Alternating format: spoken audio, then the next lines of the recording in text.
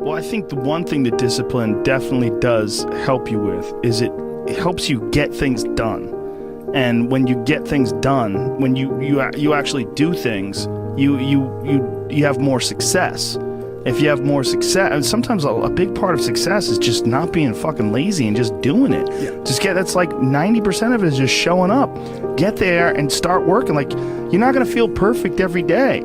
If I only worked out when I felt good, I'd be a fat fuck. Because there's a lot of days I don't want to do it. It's pretty much the same with everybody that actually gets good at something. There's got to be those days you push through, and they're probably going to be more numerous than the days you don't. And so the benefit of discipline in my eyes has always been that through discipline I get things done. I always say that I'm like the most lazy, disciplined person I know, because I don't want to do it. Yeah, but I always do. One of the big problems is sitting down and doing the work. And you got to, and Pressfield talks about that in the most concise and beautiful way. And he labels it like an enemy. He calls it resistance.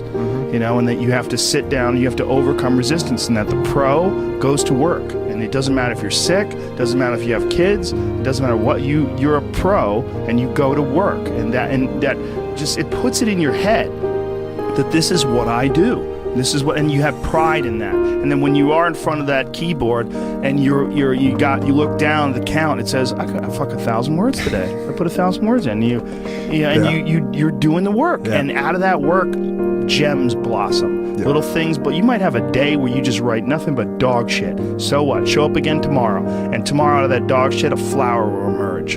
You never know. And that's the only way to develop to really develop your potential 100% in anything, whether it's as an author or even as a martial artist. There's a lot of creativity in martial arts. To be a great striker, you have to be creative, because you have to develop patterns or execute patterns that aren't going to be perceived.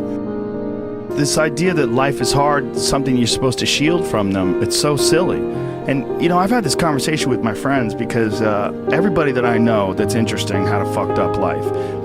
But now we have kids, and the last thing we want is our kids to have a fucked up life. So we put our kids in these good schools, we live in these nice neighborhoods, everybody eats healthy, and there's no fucking domestic violence, and everybody seems, it's so different than all of our lives. And we were talking about it, me and Brian Callen were actually talking about it, like, look, we all had fucked up childhoods, and everybody we know had fucked up childhoods. And they're all interesting, but I don't want my kids to be boring, but I also want them to be safe. So it's like, how do you approach that? I mean, I think you get involved. This is what I've chosen to do, is get my kids involved in martial arts and give them the opportunity to pursue difficult things, and understanding that through pursuing these difficult things, like in accomplishing stuff, like you learn something about yourself. You learn that you have this ability inside of you to overcome. Get obsessed with life improvement. Find things that you enjoy doing that are difficult. Do them and get better at them. It seems so simplistic.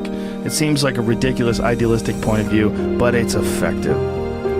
Well, you need some amount of pride and some amount of ego to get good at things in the first place, because it's such a counterintuitive notion, because you have to have a belief in yourself. You have to be able, like when you start out at jiu-jitsu, you're a white belt. Like, I remember being a white belt and being like, oh my God, I am fucking never gonna get good at this. I'm gonna suck forever.